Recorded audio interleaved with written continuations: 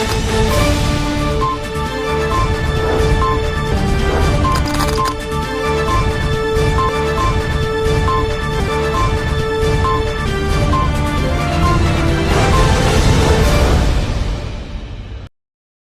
दर्शक मित्रों, दमन न्यूज में आपका स्वागत है। खबरों की शुरुआत करने से पहले आइए एक नजर डालते हैं आज की सुर्खियों पर। दमन देवका स्थित सुरती ऑमलेट ढाबे पर महिला मित्र को इशारे से बुलाने के शक में एक युवक की गले पर चाकू मारकर हत्या कर दी गई। दोस्त के साथ ढाबे पर खाना खा रहे महाराष्ट्र के युवकों से विवाद के बाद युवक की हत्या के आरोप में अमरेली का शख्स गिरफ्तार। पार्टी में गरीब परिवार को लोभी लालच देकर 1.13 करोड़ की ठगी करने वाले डायरेक्टर के खिलाफ पुलिस को दी लिखित शिकायत। जिग्नेश पटेल और अनिल जायसवाल ने गोरस मल्टी ट्रेड नाम से एक कंपनी शुरू की, कई शाखाएं खोली और लोगों से पैसे इकट्ठा कर हुआ फरार। कपराड़ा मूलगाम घाट पर अज्ञात वाहन चालक द्वारा केमिकल जैसा पाउडर डालने से लोगों में आक्रोश। लोगों के बीच इसकी जांच करने की मांग उठी कि यह पदार्थ क्या है और इसे यहाँ किसने फेंका। आइए अब देखते हैं खबरें विस्तार से। दमन देवका स्थित सुरती ऑमलेट ढाबे पर महिला मित्र को इशारे से बुलाने के शक में एक युवक की गले पर चाकू मारकर हत्या कर दी गई। दोस्त के साथ ढाबे पर खाना खा रहे महाराष्ट्र के युवकों से विवाद के बाद युवक की हत्या के आरोप में अमरेली का शख्स गिरफ्तार। अमरेली के धारी गांव का 35 वर्षीय युवक प्रद्युम्न सिंह गोहिल अपनी महिला मित्र के साथ दमन की सैर का आनंद लेने आया था।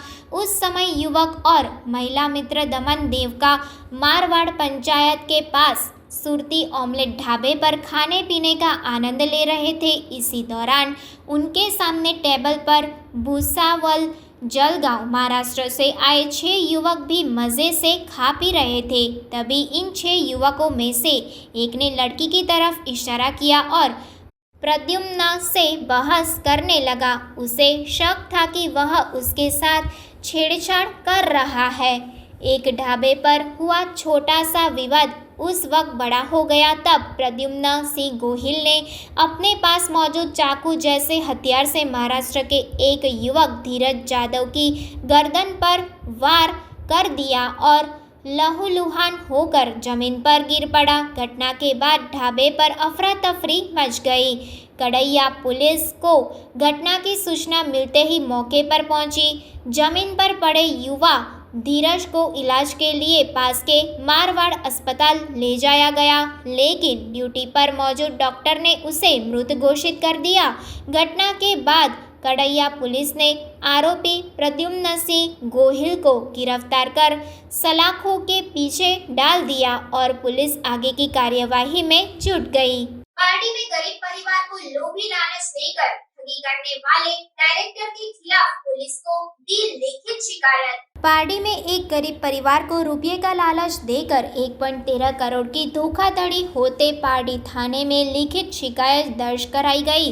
गोरस मल्टी ट्रेड नाम से कंपनी शुरू कर विभिन्न शाखाएं खोलकर लोगों से पैसे इकट्ठा कर मुख्य सरगना जिग्नेश पटेल और अनिल जायसवाल रफूचक्कर हो गए। शिकायत में कहा गया कि गोरस मल्टी ट्रेड प्राइवेट लिमिटेड नाम से कंपनी शुरू कर पारडी, वापी, वलसाड़, धरमपुर, नवसारी में शाखाएं खोली और गरीब परिवारों को धन निवेश के लिए स्कीम और ऑफर देकर पैसे इकट्ठा किया गया, जिसमें निवेश कर रहे पारडी के परिया और धरमपुर के निवासियों से लगभग 1,13,30,000 रुपये की धोखाधड़ी करके Goras multi trade private limited company के निर्देशक Jignesh Vantik M Patel, Dhiru M Patel, Mahendra B Patel, Subhash D Patel समेत 6 के खिलाफ लिखित शिकायत दर्ज की गई। इस संबंध में शिकायतकर्ता संगीताबेन कुरकुटिया, योगेश पटेल और वकील रूपेश राठौड़ ने कहा कि दोगुना पैसा देकर धोखाधड़ी की और पैसे वापस नहीं किए, विभिन्न शाखाओं के कार्यालय बंद कर देते नुकसान की बारी आ गई है। अधिवक्ता रूपेश राठौड़ और अधिवक्ता हेमंत पटेल ने पारडी पुलिस स्टेशन में लिखित शिकायत दर्ज की और गरीब परिवारों के लिए न्याय की मांग की। पुलिस ने लिखित शिकायत दर्ज करने वाले शिकायतकर्ताओं का बयान लिया। એના તરફથી કઈ રીતે આવ્યા? આ લોકોનો બિચારા તમારું નામ પહેલા? મારું નામ એડવોકેટ રૂપેશ રાઠોડ છે.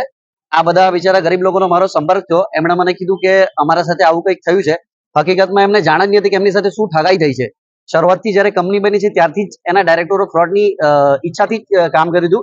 શરૂઆતમાં કંપની બની પછી એમણે એક પણ જે ડાયરેક્ટર્સની ડિટેલ્સ આવે કે કોઈ બી આવે એના ફાઇનાન્શિયલ એ કોઈ બી કંપનીની જે વેબસાઇટ આવે એમાં અપલોડ નથી કર્યા અને શરૂઆતથી છેતરામણીની અપેક્ષા એ લોકોએ આગળ કામ કર્યું હતું.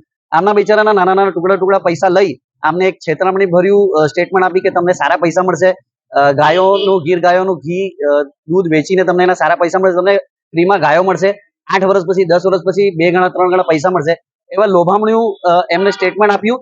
અને જ્યારે બિચારા ગયા ત્યારે ખોટી રીતે એમને સમજાવી બજાવીને મોકલી દીધા કે ભાઈ તમને થોડા પૈસા કેશ આપી દીધા, પાછા આવશે ત્યારે આપશું, લોસ થયો છે, એવી ખોટી છેતરામણી. હાલ એમણે અમારો સંપર્ક સાધ્યો અને મેં અને મારા મિત્ર હેમંતભાઈ પટેલ એમણે બધી એની ડિટેલ કાઢી. આમને સમજાવે કે એકચ્યુઅલી આ જે જિગ્નેશભાઈ વજીરભાઈ પટેલ અને એમના બીજા ડાયરેક્ટર એ બંને શરૂઆત જ છેતરામણીથી કરી હતી.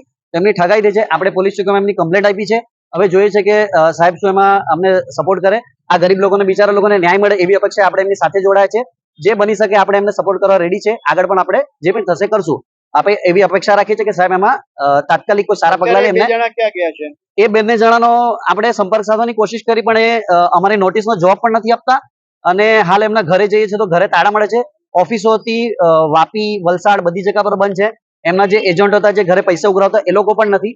એટલે ટોટલી શરૂઆત જ ફ્રોડ થી થઈ છે. આ કંપની ફ્રોડ માટે બનાવવામાં આવી છે. બધી ઓફિસો બંધ કરી દીધી. 2011 માં જ્યાંથી કંપની રજીસ્ટર થઈ હતી આજે 2024 એક પણ ડોક્યુમેન્ટ એમણે જે પબ્લિક ડોક્યુમેન્ટ કહેવાય કંપનીના એક પણ અપલોડ નથી કર્યા. જે કંપનીનો બી ફ્રોડ આવે એ મિનિસ્ટ્રી ઓફ કોર્પોરેટ અફેર્સ છે. એમણે બી એમના પર પગલા લઈને એમની કંપની સ્ટ્રાઇક ઓફ કરી દીધી છે, કંપની બંધ કરાવી દીધી છે આ પગલા લઈને. બટ એનાથી આ લોકોને કોઈ ફાયદો નથી થયો. ડાયરેક્ટર તો પૈસા લઈને જતા રહે છે. તો આપણી એવી જ અપેક્ષા કે સાહેબ એમના પર કોઈ પગલા લે અને આ લોકોને બિચારા ગરીબ લોકોને ન્યાય મળે. તમારું નામ અને શું સર્વ? મારું નામ યોગેશ ભવ્ય પટેલ છે. લેવાનું પારડી પરિયા છે. એકચ્યુઅલી ગોરસ મટીરિયલ કંપની હતી જેમાં મેં 500,000 2,000 એમ કરીને પૈસા ભરેલા હતા. શરૂઆતના ગાળામાં કેવું થયું કે એમને રિકવરી અમને પાછા મેચ્યોરિટી આપી દીધી. પછીના ગાળામાં અમે ફેમિલીના છે, ફ્રેન્ડના છે એમ કરીને પૈસા અમે ભરાવ્યા. એમ એ પછીના ગાળામાં કેવું થયું કે એમણે પૈસા ભર્યા અમારા 20,000 30,000 લાખની આજુબાજુ થયા બધા. એમ એ પછી એમણે 18-19 થી પૈસા આપવાનું બંધ કરી દીધું. પછી કેવું કે એમણે એક અરજી આપેલી હતી કે તમને અમુક સમય પછી પૈસા તમને મળશે. હજુ સુધી પૈસા એમણે આપ્યા નથી. એમ કરીને અમારા આખું જોઈ 4-5 લાખ રૂપિયા અમારા પોતાના થઈ ગયા છે. બીજા ભાઈના એમ કરીને 70-80 લાખ રૂપિયા જેવા બધાના થઈ ગયા છે. અને વકીલો ફરિયાદ કરી પોલીસ સ્ટેશનમાં? એક અરજી આપેલી છે, અમે પોલીસ સ્ટેશન આપેલી છે. એ બાદ અમે અનેક વકીલનો બી મળ્યા છે. અમે આજે જવાબ લેવા માટે અમે પોલીસ સ્ટેશન બોલાવ્યા. શાના માટે આવ્યા? જવાબ લેવા માટે બોલાવેલા છે. અમને એ માટે આવ્યા છે આજે. ને કોણ છે નામ? પેલા જે મંડળીના ગોરસ મટીરિયલ આરોપી કોણ છે? ગોરસ મટીરિયલ કંપની છે. એમના 2 ડાયરેક્ટર છે, જિગ્નેશ વજીરભાઈ પટેલ જે સુખાલા રહેવાનું છે, એક અનિલ જયસ્વાલ છે જેનું વ્યારા રહેવાનું છે. તો 2 આરોપી છે અમારે. કેટલા લોકો સાથે આવી રીતે? એકચ્યુઅલી અમારી ટીમમાં છે ને 700-800 જણા છે. એ સિવાય પણ એટલે આખા વલસાડ જિલ્લામાં ગયો ને તો 5-6 જણની આજુબાજુ હશે એવા કસ્ટમર જેમણે પૈસા રોકેલા છે અને જેમને પૈસા એમને મળ્યા નથી. તાલુકામાંથી કેટલા? શું કેવું? પાડી તાલુકામાંથી કેટલા કરી ગયા? અમે એકચ્યુઅલી બધા પાડી તાલુકાના જ છે. અમે 700-800 જણા થયા અમે છે કસ્ટમર. રૂપિયા કેટલા? અંદાજે અમારે જ 1,13,00,000 ની આજુબાજુ છે. પોલીસ પાસે શું અપેક્ષા રાખો? પોલીસ પાસે એ અપેક્ષા રાખીએ છીએ કે અમને ન્યાય મળે ને પૈસા અમારે પાછા મળે. એટલે અમે અનેક વકીલો પાસે બી ગયા, કોઈ હેલ્પ કરી નથી અમને. અમારી રૂપેશભાઈ છે ને હેમંતભાઈ છે, એમને અમને આ રીતે રસ્તો બતાવ્યો છે અને અમને હેલ્પ કરતા છે હમણાં સુધી. આગળ હેલ્પ કરશે. એ એમની આઈ થિંક 2011 થી છે એમનું રજીસ્ટર કરેલું છે. 2011 માં શરૂઆતના ગાળા પૈસા આપ્યા પણ પછીના ગાળામાં કેવું 17 થી અમારે ગાયબ જ છે. મારે પોતાના 4.5 લાખ રૂપિયા છે. મારું નામ સંગીતાબેન રાજેશભાઈ કુરકુટિયા છે. હું ધરમપુર રહું છું અને અમે જે કંપનીમાં અહીંયા પૈસા ભરતા હતા ગોરસમાં એ અમે આજુબાજુવાળાને બી ભરાવ્યા. પેલા ભાઈઓ જાતે આવીને કહેતા હતા કે અમે પૈસા લઈ જશું, પૈસાની ગેરંટી આપી અમને. અને અમારી સાથે જે બે ભાઈઓ હતા, જિગ્નેશભાઈ પટેલ અને એક કિરણભાઈ પટેલ હતા, એમનું ડેથ થયું છે. પણ જિગ્નેશભાઈ પોતે આવીને કહી ગયા કે પૈસા તમારા કશે જશે નહીં, તમને પૈસા મળી જશે. એટલા માટે અમે પૈસા વિશ્વાસ પર ભર્યા. પણ અત્યારે આ મળતા પણ નથી. થોડાક સમયમાં કોન્ટેક્ટમાં હતા એ લોકો, અને અત્યારે 2-3 વર્ષથી એ લોકો કોન્ટેક્ટમાં નથી આવતા. અમને પૈસાનો વાયદો કર્યા કરે અને ફોન નંબર બદલ્યા કરે. તો સર અમારે બી પછી જવાબ આપવાનું હોય. કેટલા તમારા અહીંથી અંદાજે આઈ થિંક મારા 10 થી 30 લાખના ખરું, કેમ કે મારા જે કુટુંબના હતા એ લોકોના એ મૂકેલા છે અને મારું ફેમિલીનું છે, બધાનું જ છે આજુબાજુ. કેટલા વર્ષથી આમ તમારે મૂડી રોકાઈ રહેલી છે? અમારી મૂડી રોકાઈ 8 વર્ષ થયા. અત્યાર સુધીમાં તમને ના, અત્યાર સુધીમાં ખાલી એક વાર મળ્યા, બીજી વારના જે થયા એ અમને નથી તમારા આવ્યા. પાસે કેવી રીતે સંપર્ક થયો એનો? અમારા બાજુમાં એમની દુકાન હતી એટલે એ લોકો તઈ આવતા હતા. એટલે તઈ રીતે અમારી નાના પોંડા હોટલ છે એટલે અમે હોટલ ચલાવીએ છીએ. એટલે સ્કીમ શું હતી એમાં? એ લોકોની સ્કીમ ગોરસ મલ્ટીપેટ એટલે મતલબ ડેરીનું પ્લાન હતું. ગાયો લાવેલા હતા, ગીરી ગાય અને ઘી, પછી થોડુંક વેચાણ વાળું હતું. એવી રીતે અમને કીધું કે આ રીતે પ્રોડક્ટ ચાલશે અને એમાં થોડુંક રોકાણ કરશે તો આપણને બી ફાયદો થશે. એટલે અમે બી સર ઉમ્મીદથી પૈસા ભર્યા છે ને, તો હવે અમને પૈસા મળવું જોઈએ અને અમને બી ન્યાય મળવું જોઈએ કે અમારા આટલા પૈસા છે અને ગરીબોના પૈસા લઈને તમે શું કરવાના? અમને ન્યાય તો જોઈએ ને એમ.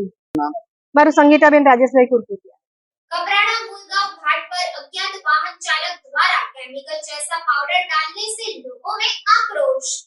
पिछले दिनों कपराड़ा के स्थानीय लोगों ने सुबह सुबह केमिकल डाल रहे 2 टैंकरों को पकड़कर पुलिस के हवाले कर दिया था, जिसके बाद कार्यवाही भी हुई, लेकिन फिर भी यह काम जारी रहा। तभी बड़ी मात्रा में पाउडर जैसा सफ़ेद केमिकल सड़क के किनारे देखे जाने पर स्थानीय लोगों में आक्रोश फैला।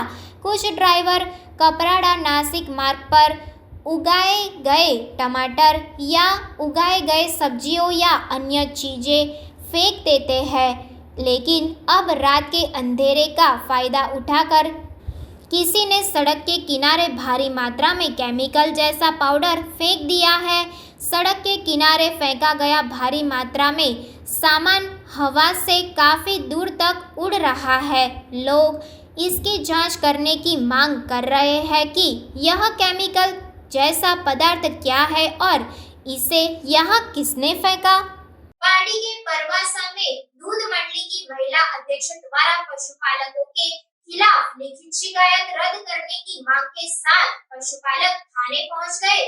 पार्टी तालुका के परवासा गांव में दूध भरने वाले पशुपालकों ने आज पार्टी पुलिस स्टेशन में दूध उत्पादन सहकारी समिति के अध्यक्ष के खिलाफ लिखित शिकायत दर्ज करवाई है और समाज के अध्यक्ष द्वारा पुलिस को दी गई लिखित शिकायत को रद्द करने की मांग की।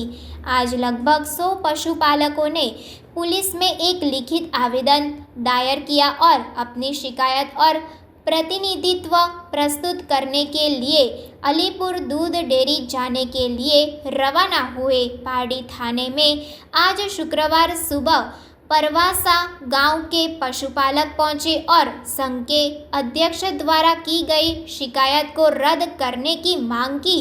पशुपालकों ने कहा कि कलाबेन देवभाई पटेल, जो महिलाओं द्वारा संचालित परवासा दूध उत्पादन सहकारी समिति के अध्यक्ष है, पर 1 वर्ष से अधिक समय से दूध कंपनी को दूध की आपूर्ति नहीं करने और पशुपालन गतिविधियों में शामिल नहीं होने का आरोप लगाया गया है। वहीं बैठक में तारीख बताकर अध्यक्ष कलाबेन के शामिल नहीं होने पर ग्रामीणों ने पार्टी थाने में शिकायत कर अपना गुस्सा जाहिर किया और शिकायत को झूठा बताते हुए रद्द करने और कलाबेन के खिलाफ कानूनी कार्यवाही करने की मांग की। आगे महिला पशुपालकों ने कहा कि दूध की कीमत मात्र 24 रुपये प्रति लीटर है, जो बहुत कम है और आज के महंगाई के दौर में पशु आहार और अन्य खर्चों के कारण दूध की कीमत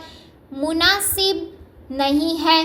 उस समय पशुपालकों ने महंगाई के कारण दूध का उचित मूल्य दिलाने की मांग की थी। इस मांग को लेकर उन्होंने कहा कि वलसाड़ जिला सहकारी दूध उत्पादक समिति अलीपुर चिखली में 100 लोग गए थे और दूध के दाम बढ़ाने और परवासा दूध समिति की महिला अध्यक्ष कलाबेन पटेल को बदलकर नई अध्यक्ष नियुक्त करने की मांग करेंगे।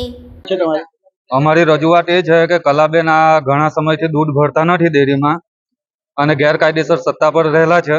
અમે કમિટીને અમારા જે વિષયો છે તેના માટે અમે રજૂઆત કરવા માટે મીટિંગ બોલાવેલી. તેઓ આવવાની વાત કરેલી હતી પણ તે લોકો સ્થળ પર આવ્યા નથી અને ખોટી ખોટી પોલીસ ફરિયાદ આપેલી છે. તે બદલ અમે લોકો આજે અહીંયા પારડી પોલીસ સ્ટેશનમાં આવ્યા છે. એ એમણે જે ફરિયાદ આપેલી છે તેના વિરોધમાં અમે બીજી ફરિયાદ આપવા માટે એ ગેરકાયદેસર કેવી તમારું રીતે એ છે ને ઘણા સમયથી દૂધ ભરતી નથી, એના ઘરે કોઈ પશુ નથી અને કાયદા હિસાબે છે તે જે પશુ નહીં હોય અને દૂધ નહીં ભરતો હોય તેને સત્તા પર રહેવાને લાયક નથી. હમણાં તમને કોણ સહયોગ આપી રહ્યા છે તમને ખાસ કરીને? અમારા ગામજનો અમારા સહયોગી છે. હવે શું કરવાનું આગળની તમે રણનીતિ? અમારી આગળની રણનીતિ અમે આલીપુર ડેરી પર અમે જતા છે અમારે ત્યાં રજૂઆત કરવા તમારા માટે. વિરુદ્ધ ફરિયાદ નોંધાઈ? હા, અમારા જે સદસ્ય છે તેમના વિરોધમાં ફરિયાદ નોંધાયેલી છે, જે ખોટી ખોટી ફરિયાદો આપેલી છે. આજે તમે કેટલાક લોકો નીકળ્યા છો? અમે આશરે 200-300 જણ નીકળેલા છે. આપનું નામ? મારું નામ જયેશ છે. મારું નામ મહેન્દ્રભાઈ મગનભાઈ પટેલ.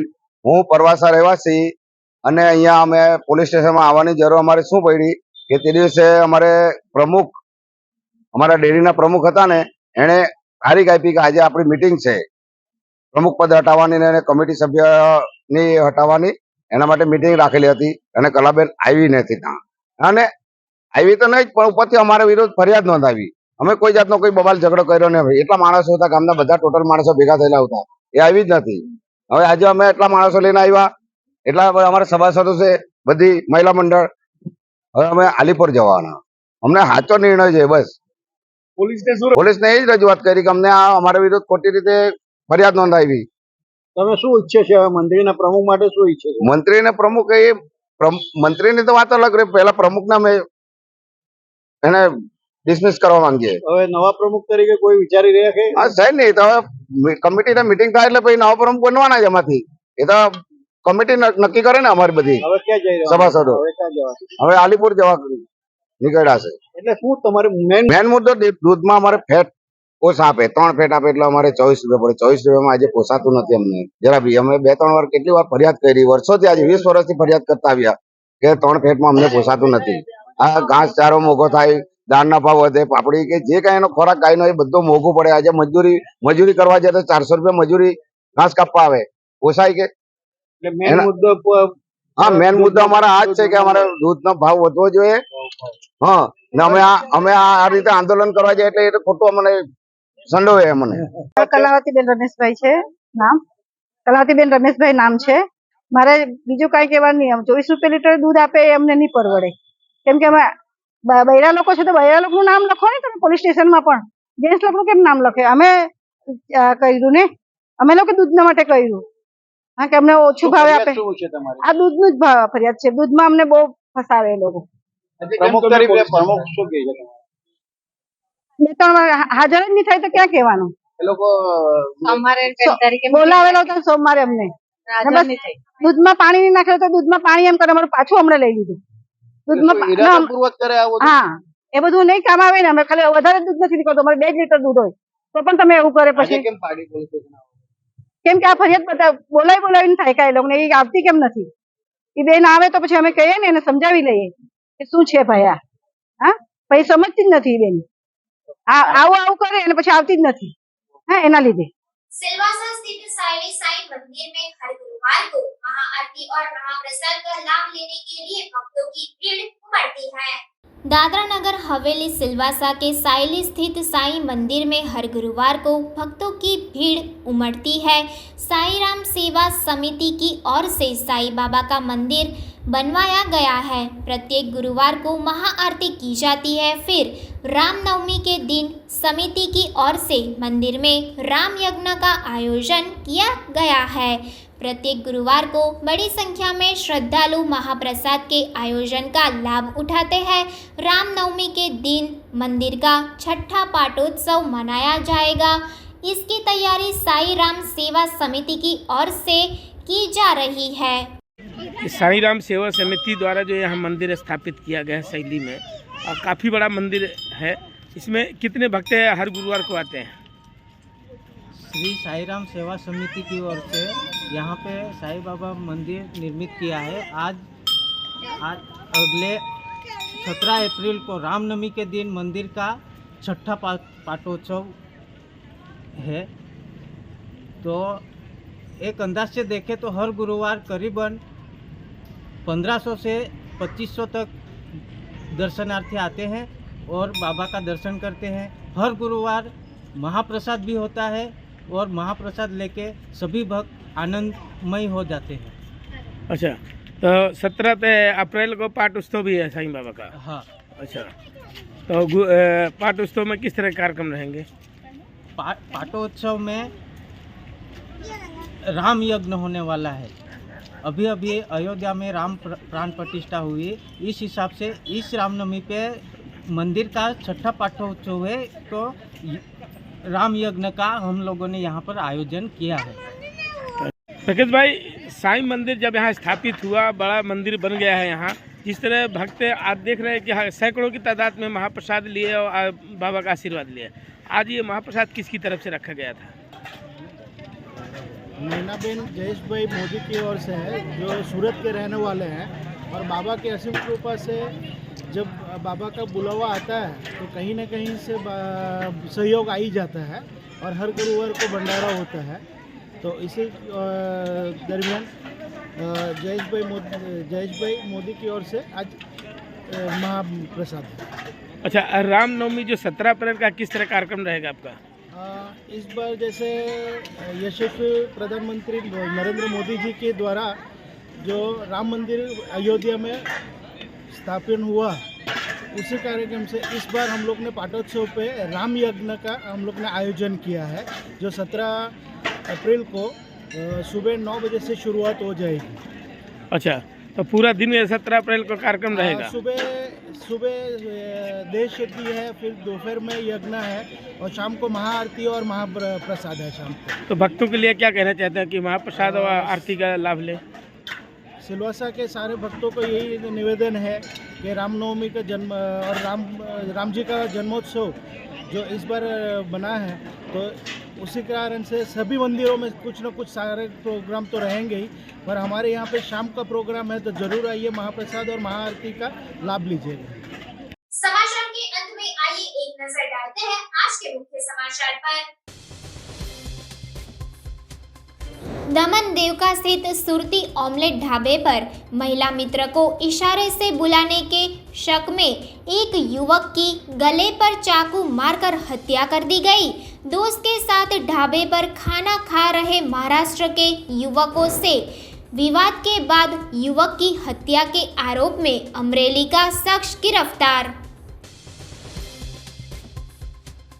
पार्टी में गरीब परिवार को लोभी लालच देकर 1.13 करोड़ की ठगी करने वाले डायरेक्टर के खिलाफ पुलिस को दी लिखित शिकायत। जिग्नेश पटेल और अनिल जायसवाल ने गोरस मल्टी ट्रेड नाम से एक कंपनी शुरू की, कई शाखाएं खोली और लोगों से पैसे इकट्ठा कर हुआ फरार।